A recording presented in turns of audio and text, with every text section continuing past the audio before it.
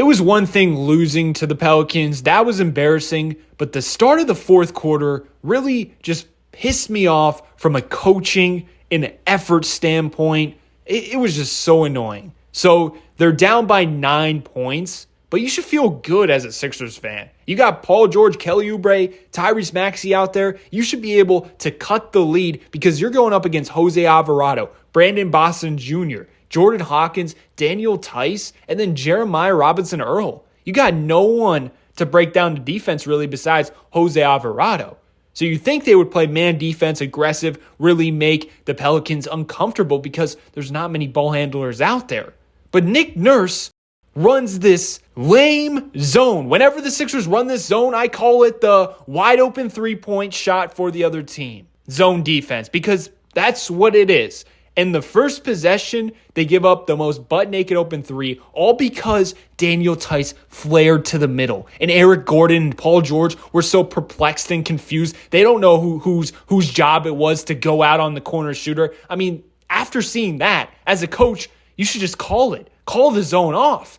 And luckily, to start off the quarter, the Pelicans were missing. But don't worry, on the other end of the floor, Tyrese Maxey gets to the foul line. He cuts it to a 7-point deficit. Again, CJ McCollum and DeJounte Murray are on the bench. The Sixers should be like, this is our time to get back in the game. But after that made free throw, they're still in the weak zone. And the Pelicans are like, okay, we'll just make easy passes. I mean, we know how to beat a zone. Get it to the middle. Daniel Tice misses. Lucky miss again. And the Sixers can't capitalize. Because guess what opens up when you play a zone? Offensive rebounding. And guess what? It leads to a wide open three. And it's back up to a 10-point game. Get out of this zone.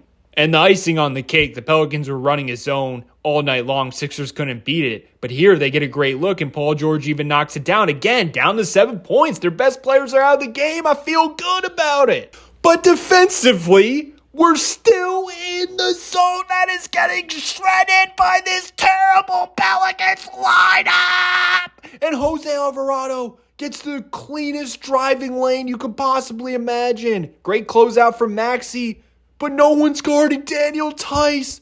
The easiest layup. This lineup looks like the prime Golden State Warriors. And I'll ask again, what do you do to beat a zone defense? The Sixers have no clue. They're dribbling. They're not passing. You got to pass. Get it to the middle. But Sixers are playing with their food, dribbling all around. I don't know. They haven't gotten anywhere. No swing, no cuts, nothing. What are we doing here? And they brick a shot. And finally, Nick Nurse, after that miss, realizes he's got to get out of the zone. He's screaming from the sidelines, 5 man-to-man defense. And look at the Sixers. No clue what's going on. No one has any idea. Half the team thinks they're still in zone. Half the team thinks they're in man. No one's communicating. And it leads to Daniel Tice, of all people, cutting down the lane and slamming it on the Sixers' head.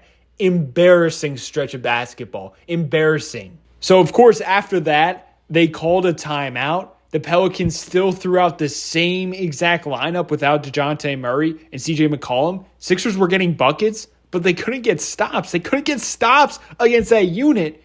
And then again, they have a defensive breakdown where Jose Alvarado just goes right into a wide open 3-point shot. And that was after a made basket. It was after a made basket. Because the Sixers are not on the same page as a team. I mean, this start to the fourth quarter, the whole game was inexcusable. But this start to the fourth quarter, because of the lineup they were going against, I mean, someone needs to be held accountable. Straight up. That was embarrassing.